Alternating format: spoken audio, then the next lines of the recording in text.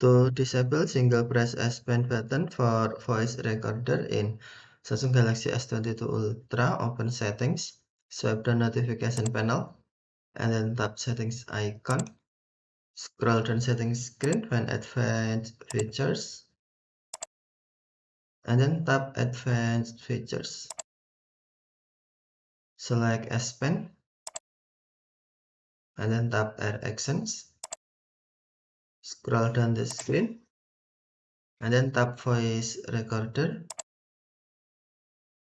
On single press, tap menu, and then select do nothing.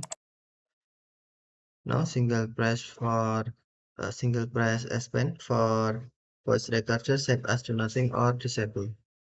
Okay, thank you for watching. Have a nice day.